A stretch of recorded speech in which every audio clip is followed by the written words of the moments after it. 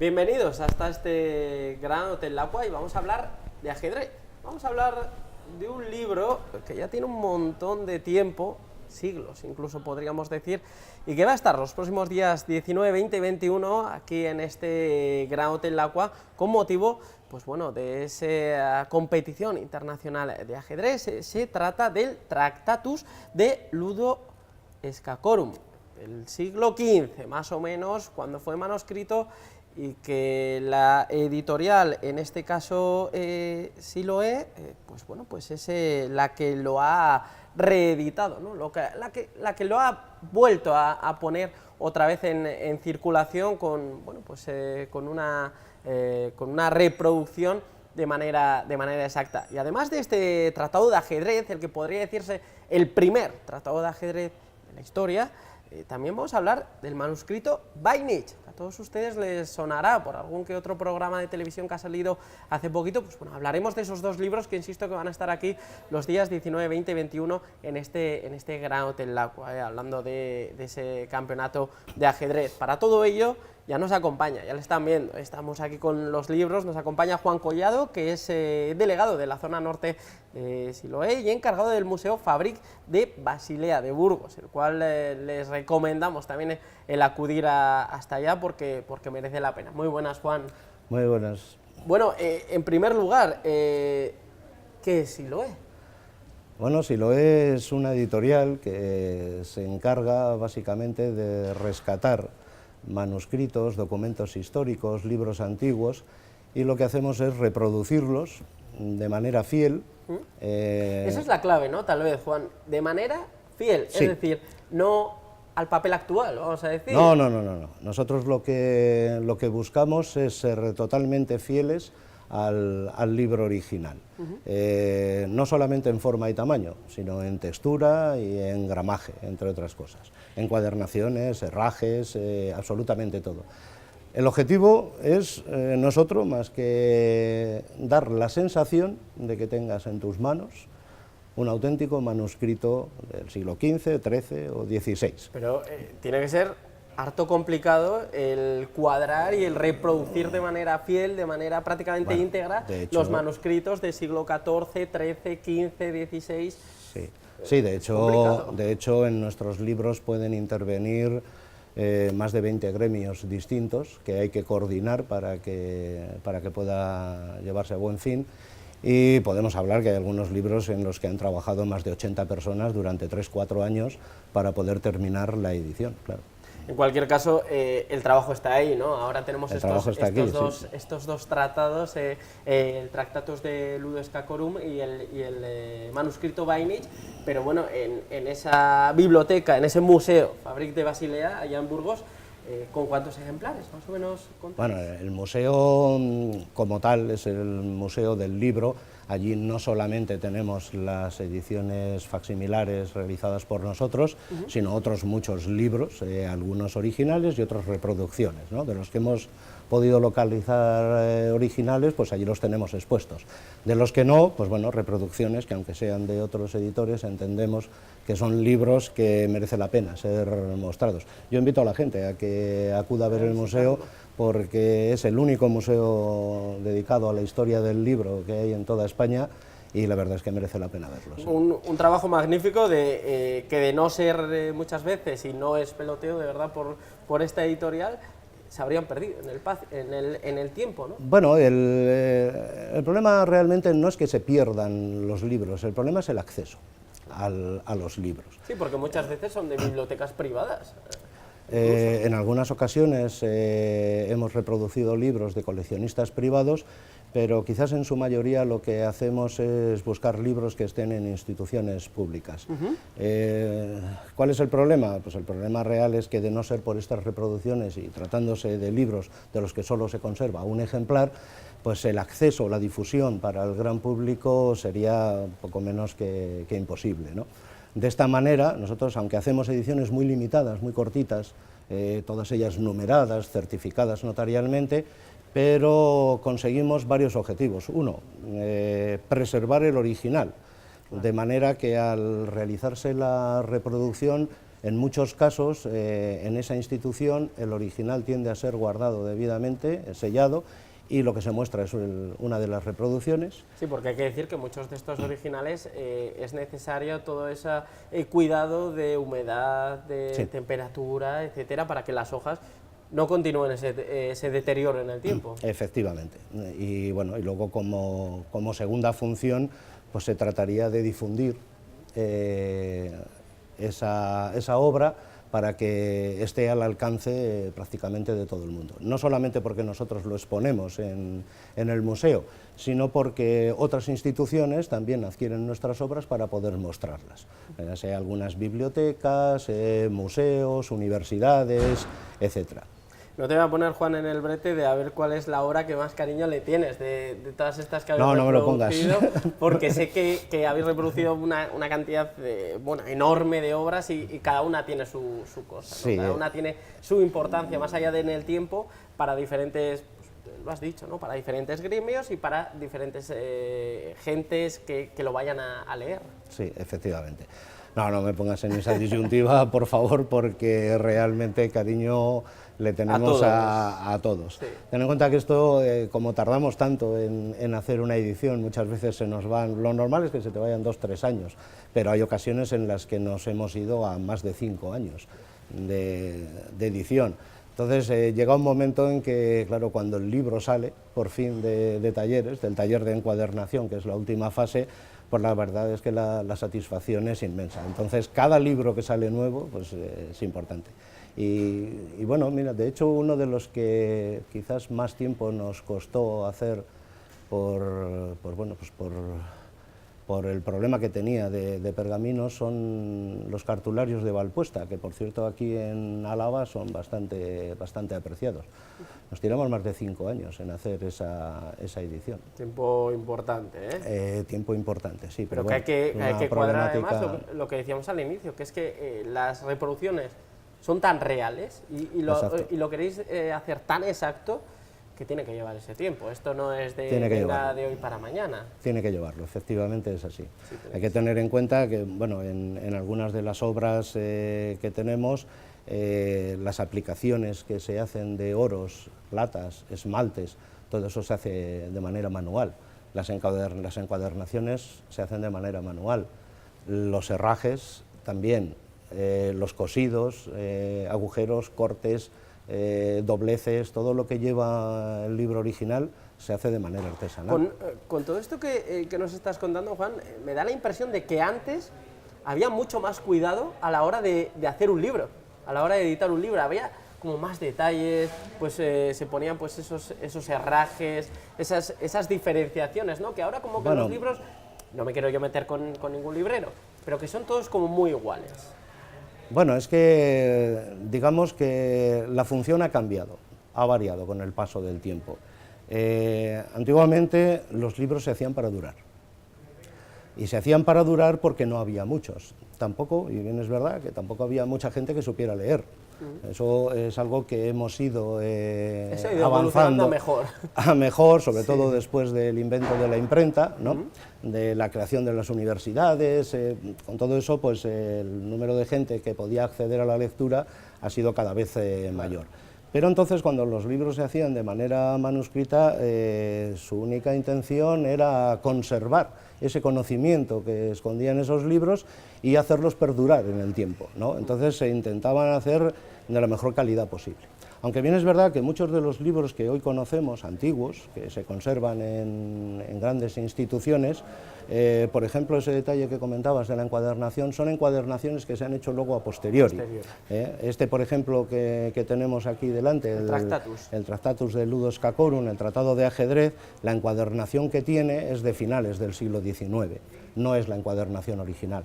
Antiguamente este tipo de libros se limitaban, una vez que hacían la rama del libro, se limitaban a envolverlos en un pergamino o hacerle una encuadernación también un poco quizás más fuerte, pero en pergamino y nada más. Este tipo de encuadernaciones, sobre todo más en pieles, repujadas y con herrajes y tal, son bastante más modernas. Bueno, hemos ya dado esa primera visión de los libros, vamos a centrarnos en este tratado que lo podemos encontrar en la Biblioteca Nacional de Madrid, pero que durante los días 19, 20 y 21 lo vamos a poder encontrar aquí, en este Granote del Agua. Efectivamente. Sí, el original se encuentra en la Biblioteca Nacional de Madrid y nosotros hicimos la reproducción. Y bueno, pues en estos días, coincidiendo con el torneo internacional de ajedrez aquí en el Hotel Lacua, que tiene una trayectoria importante. Quisiera antes de nada agradecer al hotel y a vosotros pues la posibilidad de que estemos aquí y que nos hayáis acogido también. Y sí, estará presente para que la gente pueda venir y no solamente verlo, sino también poder tocarlo, ¿no? Porque apreciar la textura de los pergaminos es importante, ¿eh? Sí, yo ya lo he podido hacer, bueno, todos ustedes lo están viendo como lo hemos, entre comillas, manoseado el libro, la sí, verdad, no lo hemos palpado, ¿no? Lo hemos palpado. Que es lo que gusta. Este Tractatus de Ludo Scacorum del siglo XV, pero copia, según me contabas antes de comenzar esta charla, de un libro del siglo XIV de don Jacobus de Cesalis. Sí, bueno, en realidad tampoco sabemos exactamente si fue realizado en el siglo XIV.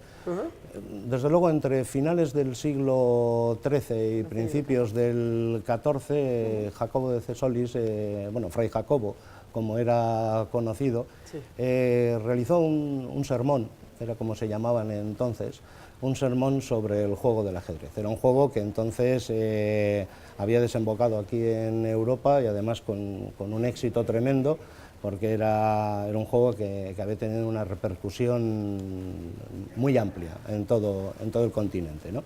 Entonces, lo que hizo fue una especie de sermón en el que se establecía muy claramente una, no sé cómo decirlo, un paralelismo, ¿no? Sí, entre la sociedad, la moral y el ajedrez.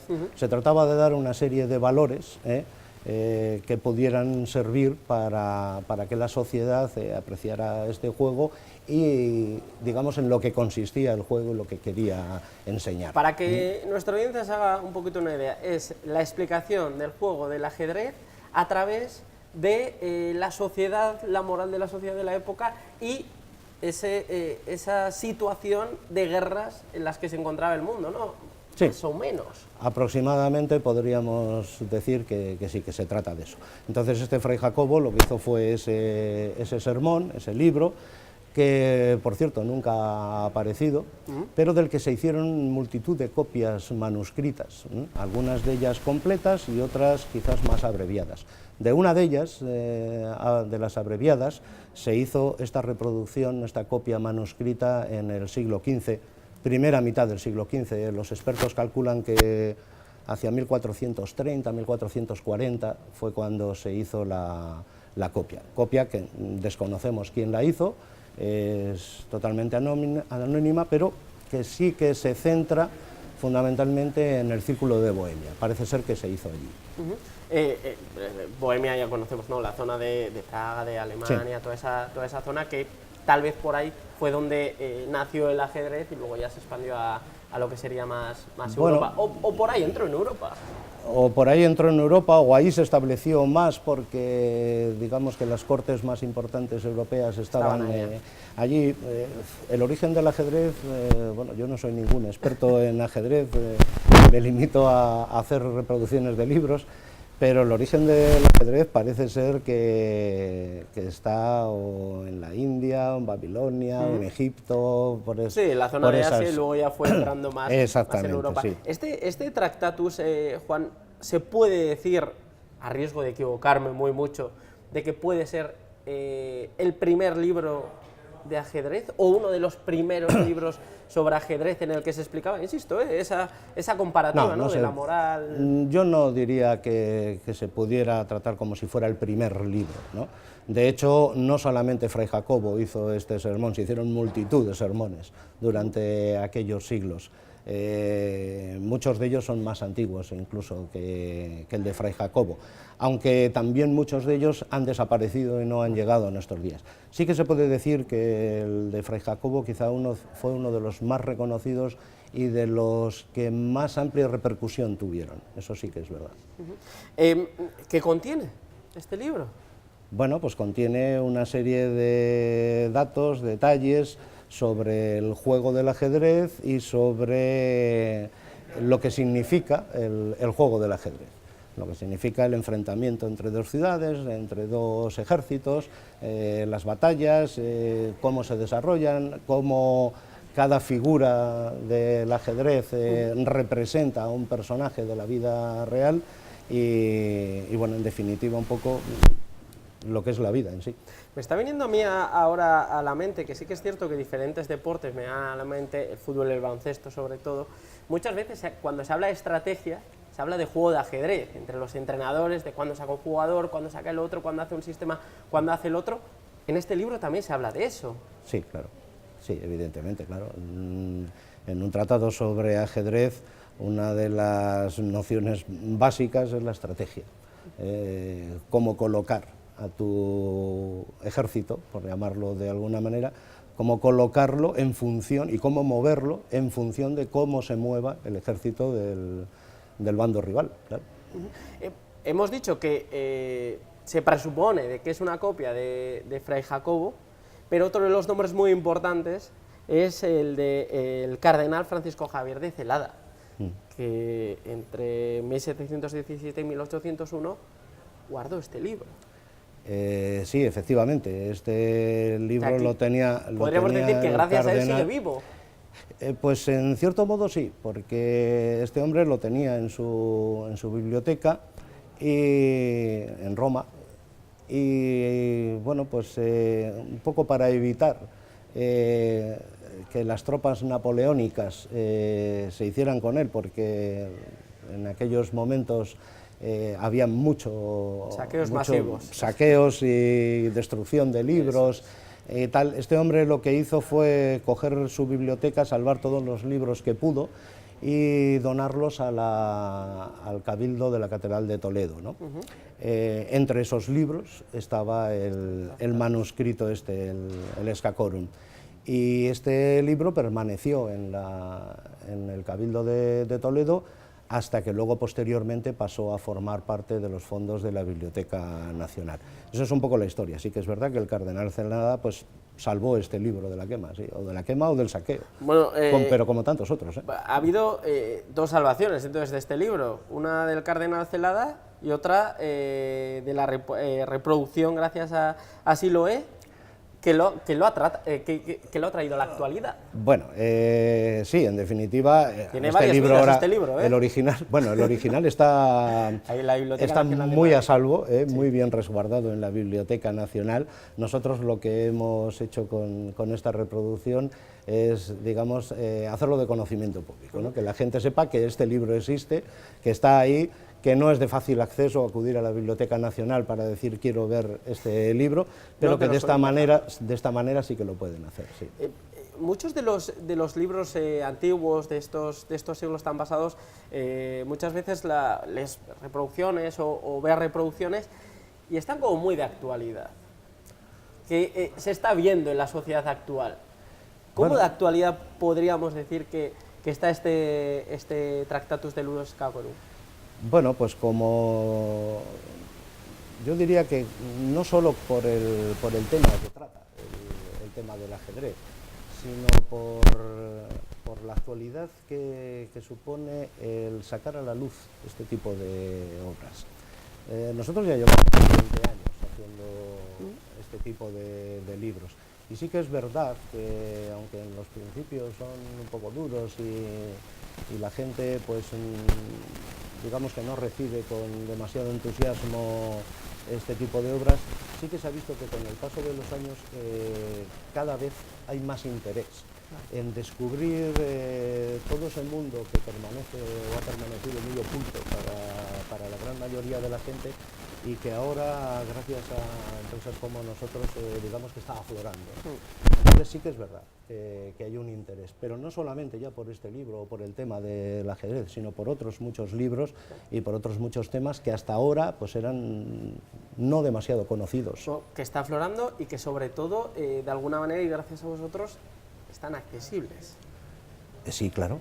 Se pueden palpar, se pueden coger, porque yo no puedo ir a la Biblioteca Nacional de Madrid y decir... Bueno, con unos permisos especiales. Dejarme el Tractatus, que le voy a echar aquí un ojo. Con unos permisos especiales lo podrías... Difíciles de conseguir. Difíciles de conseguir, pero se puede conseguir. No obstante, ahora ya en la mayoría de los casos, si vas a pedir el libro allí en la Biblioteca Nacional, o una de dos, o te remiten a nosotros, o te muestran una de las reproducciones que hemos hecho. Este libro tiene 8 capítulos. Sí. Sin querer entrar demasiado en profundidad en los 8 capítulos, porque queremos que la gente evidentemente se acerque a este Gran Hotel Agua y lo pueda descubrir, ¿no? Porque además de este Tractatus que estamos viendo aquí, que ustedes lo están viendo en imagen, está este otro libro que es que te explica cómo leer y lo que significa, ¿no? Todo. Sí, bueno, este es un volumen manual de estudio que hacemos a todas las obras que reproducimos. Es un volumen donde diferentes expertos sobre cada uno de los temas desarrollan el contenido del libro y además ofrecemos la traducción de los textos, ¿no? Sí, está en latín. El texto del Tractatus está en latín, está en letra gótica minúscula, incluso sabiendo latín no crees que es fácil de leer, o sea, hacen falta algunos conocimientos de paleografía porque tiene una serie de abreviaturas que, bueno, solamente en la época en la que se escribían se conocían, y ahora pues bueno, pues realmente tampoco vamos a pretender que todo el mundo sepa latín. Nosotros hacemos este tipo de obras y a todos los libros lo acompañamos de estos volúmenes de estudio. Sí. Decía 8 capítulos en los que se explica cómo más o menos fue creado el juego de ajedrez en Babilonia en ese primer capítulo, pasando por el tablero de ajedrez que representa lo que sería una ciudad y cómo se organiza, ¿no? la ciudad, que esto, viendo algunos planos, sobre todo a mí me viene a la mente ahora mismo Barcelona, que está en cuadrícula creado, es muy parecido a ese tablero de ajedrez. Bueno, tampoco vamos a decir que Barcelona haya sido creado precisamente como... Ni mucho menos, pero... Pero bueno, sí, ellos lo estructuraban de aquella manera. En cuanto a lo del origen, bueno, digamos que estamos hablando de hace pues, 700 años, ¿no? El origen del ajedrez no está muy claro, ni siquiera hoy en día, claro. Incluso después de haber leído muchísimos libros antiguos y haber tenido referencias sobre el desarrollo del juego en diferentes lugares. Hay mucha gente que se inclina por pensar que fue en la India, otros piensan que en Egipto, otros piensan que en Babilonia. Fray Jacobo evidentemente pensó que podía haber sido creado en Babilonia y por eso lo refleja en el libro, aunque quizás no es el aspecto más importante. El aspecto más importante son precisamente, exactamente, viene más adelante, viene en los capítulos en los que habla de las estrategias, de la situación de los batallones, de la función que cumple cada una de las piezas, cada una de las piezas, que es importante. Entonces, con el rey, la reina, los vasallos, los... Sí, sí, bueno, los administradores, todos, porque todos ellos tenían algo importante que aportar en la batalla. Absolutamente todo, desde el peón más pequeño sí. hasta el rey y la reina, sí. Todos son importantes, bueno, y para que funcione una ciudad, para que funcione una sociedad, todos tienen sus pros, sus contras y su parte que aportar. Yo repito, yo no soy ningún experto en ajedrez, ni mucho menos, pero cualquier ajedrecista aficionado o profesional sabe perfectamente la importancia que tiene un triste peón, por muy esquinado que esté. ¿Sabes, Juan, que a partir de ahora el juego de ajedrez, o por lo menos yo, te lo vas a imaginar diferente? Ya no solo vas a ver las piezas, sino que vas a ver, no voy a decir figuras, pero bueno, muy diferente, ¿no? Bueno, se puede afrontar de otra manera el juego. De hecho, yo pienso que los ajedrecistas, cuando están jugando una partida de ajedrez, ven algo más que unas piezas en el tablero. Lo guardar, el rey, la reina, salvaguardar, sin perder el resto de tropas, ¿no? el resto de parte de la sociedad. Sí que es cierto que en este tratado os habéis encontrado con una parte muy complicada, que está entre los capítulos 3 y 4, que se encuentra ahí como una pequeña laguna. ¿Te refieres a que hay algunas de las líneas que están...? Bueno, pero para nosotros eso no llega a ser una complicación mayor que otros apartados del libro. La complicación real nuestra no consiste en que unas partes de un libro, hablo del original, se encuentren en mejor o peor estado. La complicación consiste más que nada en la imitación. Nosotros dominamos las técnicas para poder imitar perfectamente cualquier tipo de mancha, corte, agujero, cosido, doblez que tenga el libro, sin ningún problema, sin ningún problema. Tenga lagunas o no tenga lagunas, es totalmente indiferente. Quizás puede ser más laborioso, claro, cuando te encuentras con zonas un poco más complicadas, ¿no? ¿Por qué? Pues porque más que nada hay que preservar el original, entonces hay que tratarlo con un poco más de cuidado, esas zonas donde está más complicada. Pero el resto no deja de ser la misma dificultad, en este como en otros. Evidentemente, y hay que decir que para todos ustedes que nos están viendo, sin esa laguna no voy a entender el libro. No, el libro se entiende perfectamente y tiene coherencia. El libro se entiende perfectamente y además en el volumen de estudio está perfectamente explicado. Todo explicado. No solamente el texto, sino cada una de las 15 miniaturas que conserva el libro, que son verdaderamente deliciosas. Y otra de las joyas que vamos a tener en este Gran Hotel Lacua es el manuscrito Voynich, que ese sí que no habéis podido hacer no. Otro manuscrito para poder leerlo porque no se puede. El volumen de estudio del manuscrito Voynich va a ser imposible. Entre otras cosas, porque es el único manuscrito... Vete a saber cuántos años. Nunca se sabe, ¿no? Pero de momento es algo... ¿Qué es este que tenemos por aquí, que todos ustedes están viendo en imagen ahí? Sí, se trata del único manuscrito del mundo, el único libro que nadie puede leer. Está escrito en un idioma totalmente desconocido. Trae de cabeza... el original, este manuscrito? El original se encuentra conservado en la Universidad de Yale, en la biblioteca Beinecke de la Universidad de Yale, en Estados Unidos. Este libro se llama Voynich porque lo encontró un tal Voynich, que era un librero, un anticuario del siglo pasado, a principios de 1912 aproximadamente, o sea, hace unos 100 años. Y este hombre, era un anticuario, pues iba por ahí por el mundo buscando libros para luego revenderlos. Recaló en un colegio de jesuitas, en un pueblecito pequeño cercano a Roma, y allí iba a comprar lotes de libros, y entre los libros que compró, pues se encontró esta joya allí. ¿Cómo llegó a parar allí? ¿Y en aquel mercado no sabían la joya que tenían? Bueno, estamos hablando de un colegio de jesuitas, ellos sabían que todo lo que tenían allí era importante, ¿no? Ahora, saber la importancia mayor o menor que podría tener este libro, bueno, pues no lo sé muy bien. Voynich, desde luego, sí. En cuanto vio el libro, lo recuperó y se lo llevó. Y el libro, bueno, pues luego posteriormente fue sufriendo otros avatares hasta que acabó siendo donado a la Universidad de Yale a finales de los años 60. En definitiva, es un libro del que por los dibujos, porque está muy ilustrado, sí, por los dibujos podría tratarse de un libro sobre botánica, sobre remedios medicinales, remedios naturales, algo de astrología. Pero son elucubraciones, porque como no sabemos lo que pone... Es que hay que tener en cuenta también que tiene como unas 130 plantas representadas, sí, y el 80% de ellas son totalmente desconocidas, tampoco se sabe qué plantas son. Sí, los botánicos han puesto de acuerdo en identificar no más de 20. En las escenas que aparecen de astrología, pues aparecen una serie de constelaciones, conjunciones de estrellas, que los astrónomos tan locos no saben identificarlas. En definitiva, se trata de un libro que los misterios. Todo un misterio, sí, absolutamente, todo un misterio. Y bueno, nosotros hemos tenido la fortuna de que la Universidad de Yale se fijó en nosotros para poder hacer la reproducción, porque no hay que olvidar que este libro, bueno, cualquier editor del mundo habría querido hacer la reproducción, pero bueno, la Universidad de Yale confió en nuestro trabajo y en nuestra trayectoria, y aquí está. Después de casi 3 años de trabajo, pues por fin lo tenemos disponible para que la gente lo pueda ver y apreciar.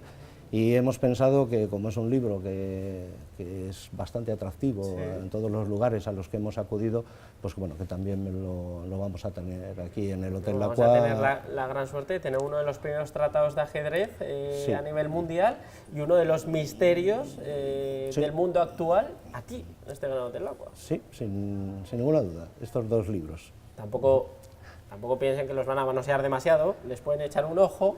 Se puede echar un ojo pero con cuidado. Con cuidado. Bueno, normalmente la gente sabe que este tipo de libros hay que tratarlos con cuidado y los trata con cuidado. Es más, hay mucha gente que le da un poco de reparo tocarlos, eso se nota bastante, sí. Bueno, es que como la reproducción es tan real, lo voy a coger y se me va a deshacer la hoja. Da esa sensación. Parece, pero no. Pero esa es la idea, fundamentalmente esa es la idea. Que dé la sensación de que lo que tienes en tus manos es un manuscrito del siglo XV, claro. Yo creo que no nos queda nada más por decir, Juan. Agradecerte que hayas estado aquí, agradecer a la editorial Asiloé las reproducciones fehacientes desde hace más de 20 años de todas estas obras de arte, y hay que decirlo así porque se deben catalogar como obras de arte, sí. y de que podamos tener tan cerca uno de los primeros tratados, insisto, del mundo del ajedrez y que nos ayuda a entender un poquito más el mundo del ajedrez. Y a mí más, como se suele decir ahora, me has dejado loco con el manuscrito. El manuscrito Voynich, bueno, lo tienes aquí a tu disposición para poder revisarlo de arriba a abajo. Es muy interesante, rápido, es muy interesante. A ver si entiendo algo. Bueno, hay mucha gente que está detrás de ello, Tú fíjate que mientras tú y yo estamos hablando hay miles de investigadores en todo el mundo tratando de dar con la clave que pueda ayudarles a descifrarlo. Y de momento nadie lo ha conseguido, ni siquiera los programas informáticos más avanzados en criptografía. Pues hay alguien desde hace más de 600 años que se está riendo verdaderamente de nosotros. Literal. Literalmente. Además, sí. Pues lanzamos un guante, ¿no? A que la gente venga, que los vea y, oye, que cojan también ese guante de, si le echan a un ojo y resulta que, pues ya esto está clarísimo, si pone...